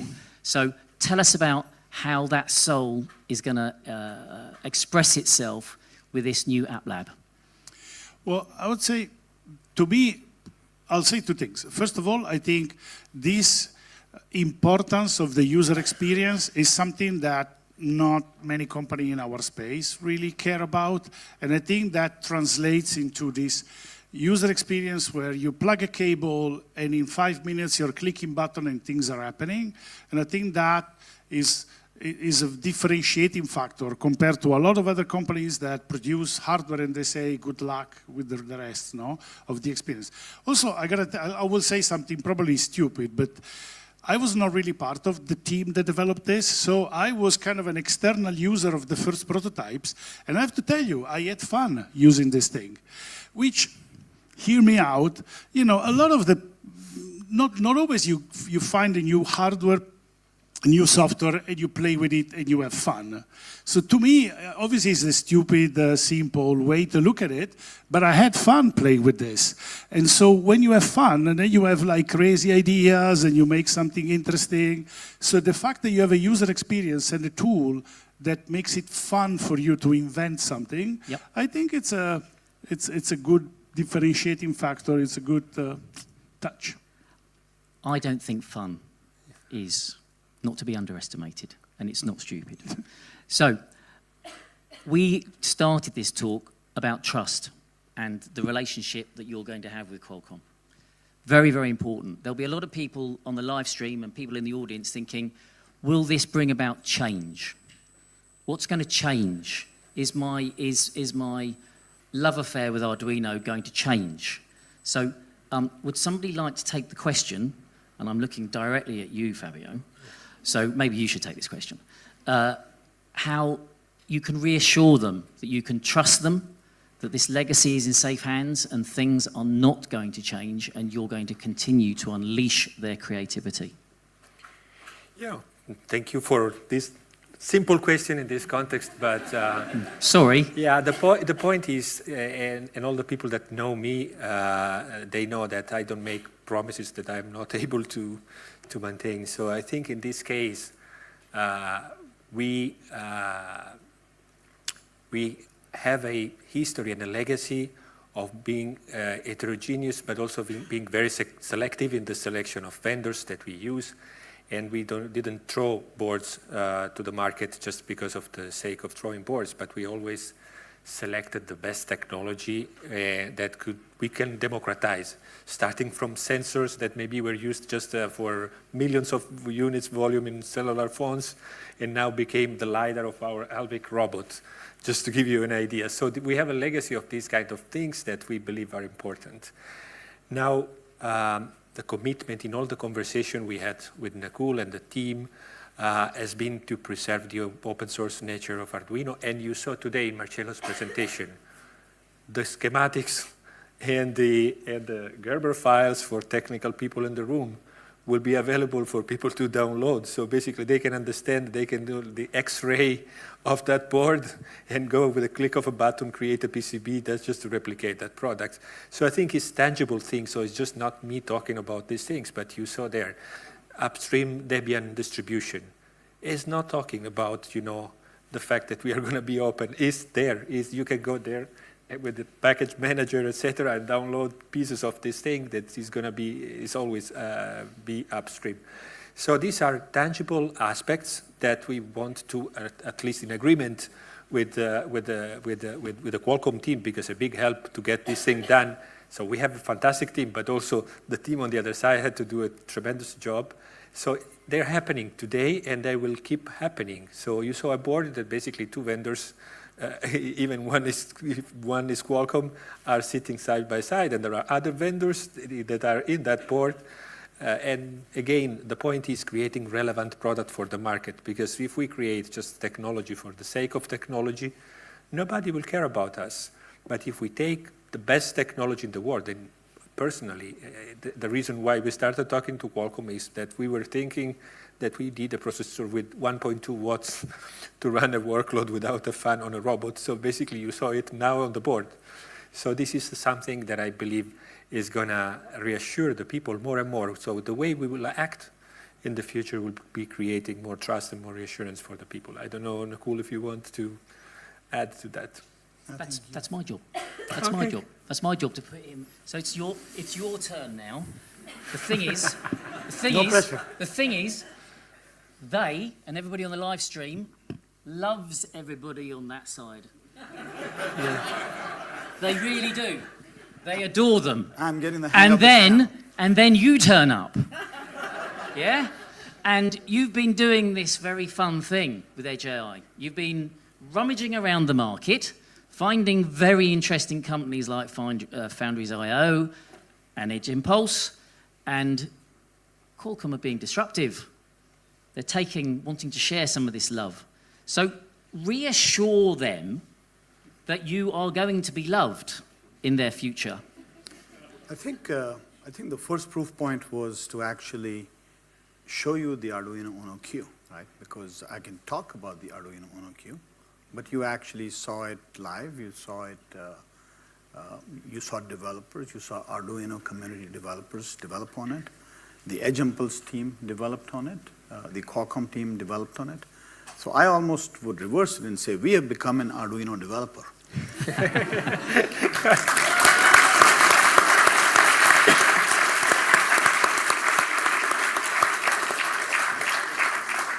And that was not rehearsed. Yeah. Are you feeling the love? I am, thank you. Good, good.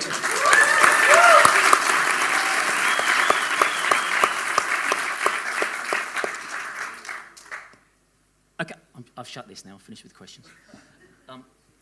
I think the most important thing out of this little final last bit was that the reassurance about trust, about authenticity, and the future. Nobody can even see into tomorrow, let alone the next month, the next quarter.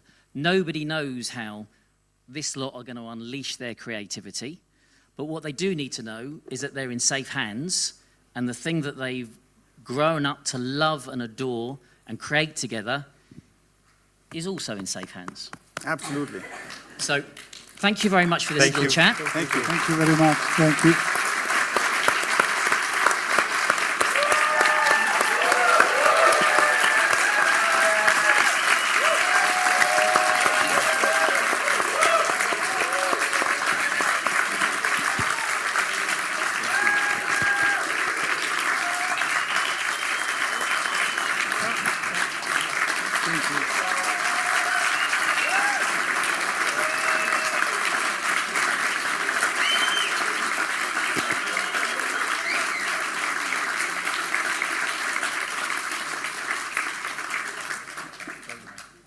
Thank you, Guy. So guys, maybe